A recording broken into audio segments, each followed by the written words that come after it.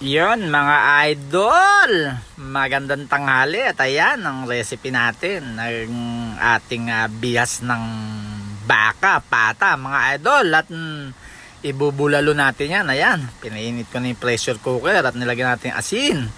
Ayan mga idol, isa-isa ko na siyang hinulog. Actually binalian ko muna siya para mas maalis yung kanya mga lansa-lansa pa. At ayan na mga idol, isang buong pata yan mga idol. At ayan na mga idol, pasintabi sa may mga rayuma dyan mga idol. Pero ihigop talaga ako ng mainit na sabaw. At ayan, ilagay na natin yung mga mais mga idol para mas malasa ang kanyang sabaw.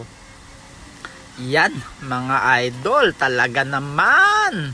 Ayan, haluin natin ng konti. Ayan, lumutang na ang pata niya mga idol. At dagdagan pa natin ng beef cubes mga idol. At ayan, sandakot na pechay bagyo mga idol.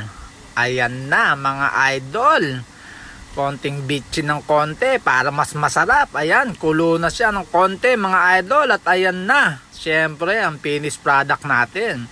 Kasama niya ng patis sili kalamansi. At syempre ayun, si pineapple.